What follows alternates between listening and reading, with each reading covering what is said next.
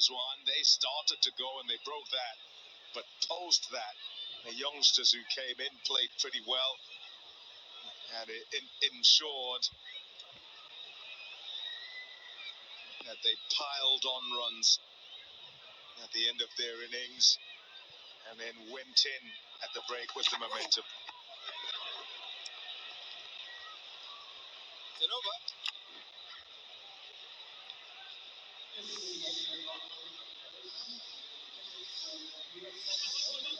Umpires are called over, but I think there's another ball to go. We might have to give the jersey and the cap back and come back and finish it. Just getting checked upstairs. I think we're going to get confirmation.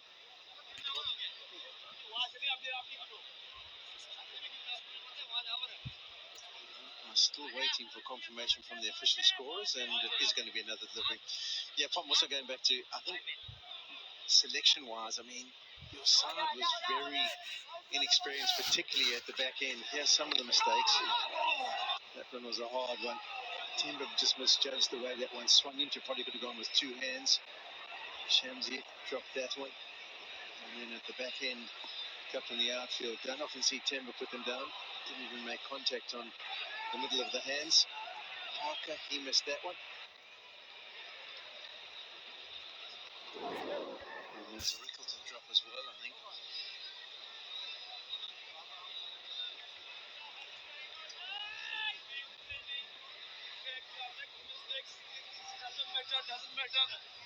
Well, hold on. It is over, is it? Oh, called it over again. Yes! 9 for 7.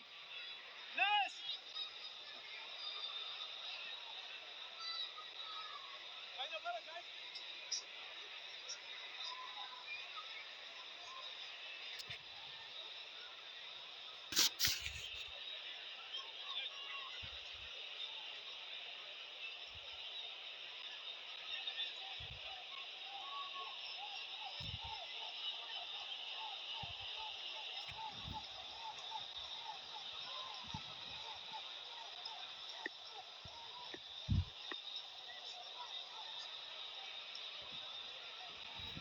Haris Rauf. That's a top shot. We'll only get one for it. He's played really nicely again. Henrik Klaassen. Yeah, he's going to go back to the point. It was always going to be difficult at the back. I think South Africa should have restricted them to under 300. But I suppose the inexperience is his debut match for Parker, so you can't really judge him too harshly or expect too much at the back end. Marco Jansen, yes, he does sometimes do a job, but he wouldn't be the main finisher for South Africa. And then you had the other option of Nielipeth Acquire. I think he was the other one who was bowled in the last 5 overs, and maybe Shamsi.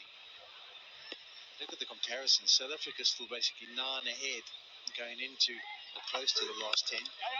That's nicely played by Fontaine. I think the finishing with the drop catches and some of the misdemeanors at the back end, I think that made sure that there was too many to chase. In the white ball games generally, I think that the selection has been a little bit off. Just in terms of the combinations, what you want in any team, whether it's rebuild, whether it's rotation.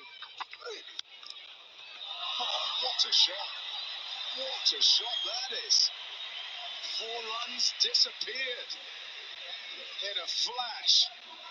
Just a short-arm jab, really, from Klaassen.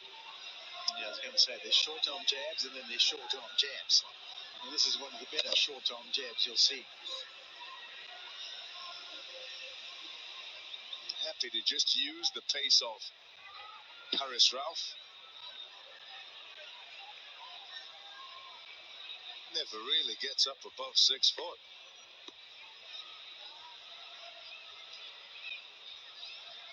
Klaassen. Class. No issue with the ball. I suppose you also have to mention there is a lot of people missing, isn't there? Think of Lim Yingiri, Zard, Williams, Nokia, Kutsia, and obviously Cagey's not available for this game. So His resources are a bit tight.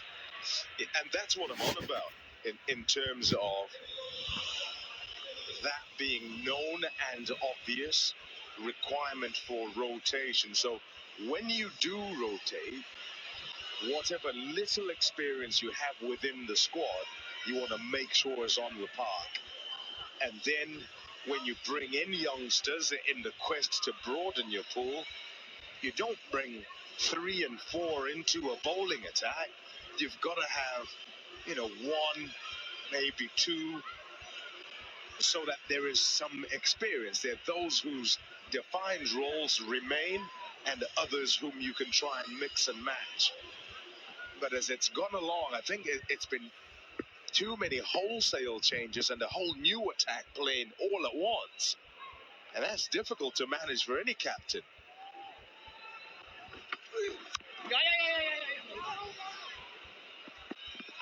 Because as soon as there's any pressure at all, you're not entirely sure what you're going to get because you're trialing new players.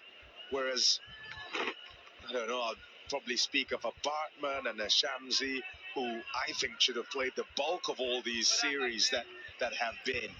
Stubbs today, you think should probably be out on the park. It's not batters that you rotate bowlers, really. I think we've also seen it in the rugby circles. It's almost like you need to be able to carry young players. You're given opportunity. So almost if you have a team of maybe 6 bowling options and the youngster is the 5th, and if he doesn't go according to plan, then the 6th one steps in and kind of does a few of his overs for him. I think that's where people have been most successful in trying to introduce young men. And sometimes you get outcomes that lull you into a false sense of security. So just because you win, it doesn't necessarily mean you've done it right. In the aspect of trying to rebuild teams and in trying to blood youngsters, method is particularly important. 2-1-6 for 7. Andrew Klassen was a brilliant touch at Woodland Park, and he's been in similar touch tonight. 72 of 60 deliveries. These are his 7 4s and 2 6s. And a lot of them come off the middle of the bat. We've seen a few good reverse sweeps. And then we kind of saw Andrew Klassen come to know that shot where he just shimmies backwards, picks up length, and hammers it over onto the fence.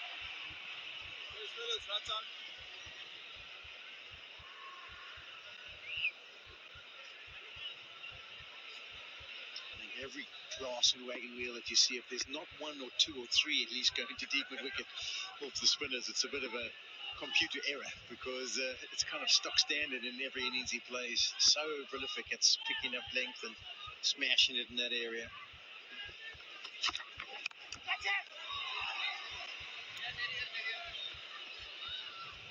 How long can he go here? The longer he goes, the more nervous the bowlers get. And yes, South Africa running out of wickets, but here he is, 73 from 61, and he'll just try and keep it going and see how long he can go and still try and do the calculation at the back end. And if they're still somewhere near the game with 5-6 overs to go, be careful.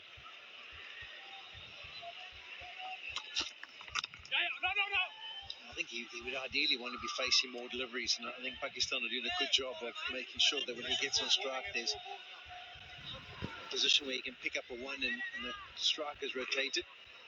But for me, it's going to be a roll of the dice. I think he's going to wait for a Brar to come back on, and once he sees the spinner, I think that'll be the decision. Okay, now I pull the trigger. If I pull 2 good overs up against him, you're right, and for the first time, Pakistan are now ahead of where South Africa were. 221 for 4 at this stage, and South Africa 217 for 7. No, hurry. He's okay in the end. That is evidence of the necessity of getting Klassen on the strike. And so Fortuyn's job whilst it is to, absolutely gone if it hits, but must take the risk. He just changed his running direction because he was actually wary of wearing a delivery that was thrown at the stumps. There was Bjorn Fontaine. Where's his boundary? Third up. Fielded. Oh, that's excellent. That gets past, it's gone for 4. Haris Rauf with a good piece of fielding.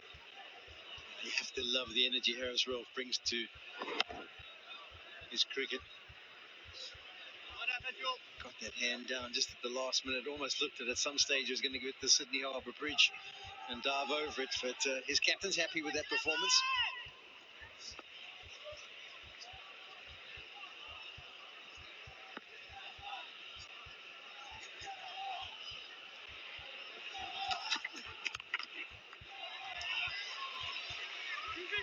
Thinking two, running hard. Scamper back for a second. 5 off the over. I mean, Fontaine's actually doing his job. He's got 7 off 9 and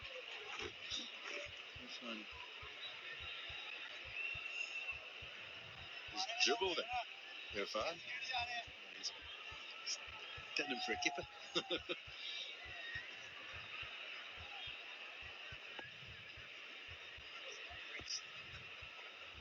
Kamran wasn't happy.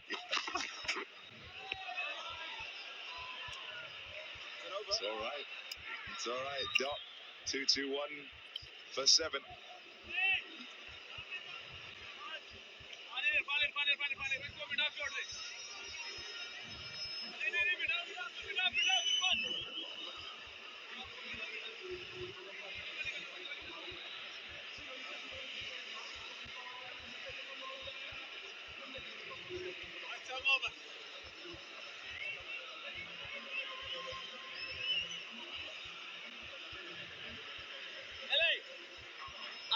Now we can see on the World South Africa have been ahead for a long period of time now. After 40 overs, just starting to go below where Pakistan were at this stage.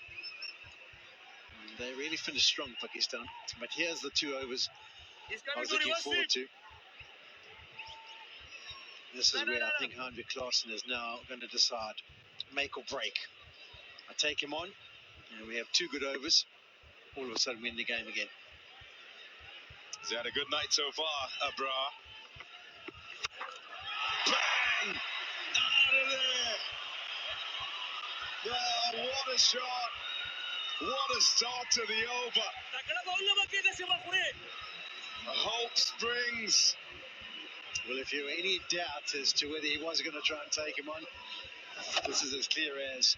That wasn't that bad a drag down, but we know how quickly Klaasen latches onto that kind of length and smashes it away.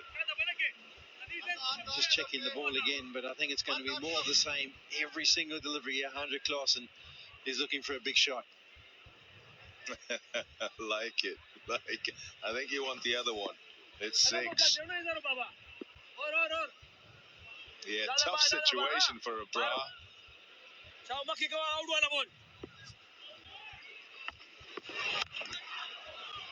Yeah, just take it out the arc. It's the conversation from skipper behind the stumps.